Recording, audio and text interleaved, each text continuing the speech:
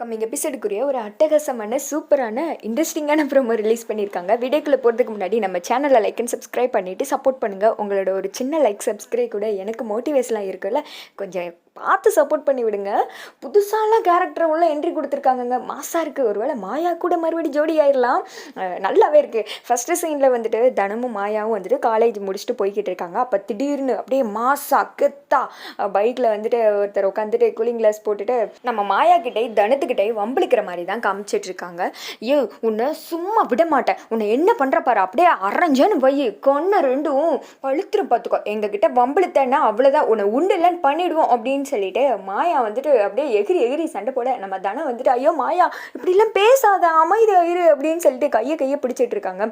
ஐயோ அப்படியெல்லாம் அடிச்சிடாதீங்க, எனக்கு வலிக்குமே நான் பயப்படலை, பொண்ணுங்கள்லாம் கஷ்டப்பட்டா என்னோட மனசை தாங்காதில்ல அப்படின்ற மாதிரி அவன் சொல்ல, ஏய் உன்னை எங்கள் பெரியப்பாக்கு தெரிஞ்சிச்சின்னு வச்சுக்கோ, அவ்வளோதான், உன்னை மரத்தில் கெட்டி போட்டு தோலெல்லாம் உரிச்சிருவார். எங்கள் பெரியப்பா யார் தெரியல, இந்த ஊரில் பெரிய ஆள், அவர்கிட்ட உன்னை சொன்னேன்னு வச்சுக்கோ, உன்னை நடக்க முடியாத அளவுக்கு காலெல்லாம் வெட்டி போட்டுருவாரு அப்படின்ற மாதிரி சொல்ல, அப்படியா அவ்வளோ பெரிய ஆளா, எங்க சொல்லு, நானும் வேணா கூடயே வரவா அப்படின்ற மாதிரி கேட்க, யூ இடியட் அப்படின்னு சொல்லிட்டு மாயா திட்ட தனம் வந்துட்டு ஒரு வழியாக இப்படியே பிடிச்சி இழுத்துட்டு கூட்டி போயிடுறாங்க கையோட. அப்புறம் வீட்டு வாசலுக்கு போனதும் பெரியப்பா பெரியப்பா அப்படின்னு சொல்லிட்டு கத்த வீட்டில் எல்லாருமே வந்துட்டு வந்துடுறாங்க.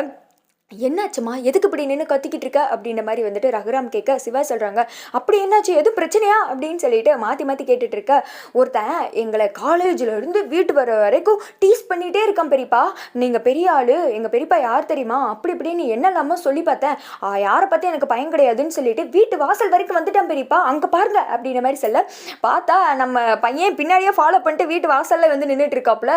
அதை பார்த்தது பயங்கரமாக ரகுராம் அவங்களுக்கு கோவம் வந்துடுது. டே இவங்க யார் தெரியல, என்னோட பிள்ளைங்க, என் பிள்ளைங்களே எவன்டா அது வந்துட்டு கிண்டல் பண்ணது, அதுவும் வீட்டு வாசலுக்கே வந்துட்டீங்கல்ல, இப்போ நான் யாருன்னு காமிக்கிறேன், சிவா போய் அந்த சாட்டை எடுத்துட்டு வா அப்படின்னு சொல்லிட்டு ரகுராம் அவங்க கத்துறாங்க. சாட்டை எடுத்துட்டு வந்ததும், இங்கே பாரு நீ யாருடா, எதுக்குடா வீட்டுக்கு வந்திருக்க, உன்னால் நீ உசுரோட திரும்பி போக முடியாது அப்படின்னு சொல்லிட்டு சிவா மணி எல்லாருமே வந்துட்டு கத்த ஆரம்பிச்சிடேன். நான் எதுக்கு திருப்பி போகிறேன், நான் இந்த வீட்டிலே தானே, இங்கே தானே இருக்க போகிறேன் உங்களோட அப்படின்ற மாதிரி சொல்லிட்டு சொல்ல, எல்லாருமே வந்துட்டு அதிர்ச்சியாக போய் பார்க்குறாங்க. யாரா அது நம்ம கூட இருக்க போகிறானா, யாரு அப்படின்னு சொல்லிட்டு யாருக்குமே ஒன்றும் புரியல, குழம்பி போய் பார்த்துட்டு இருக்க.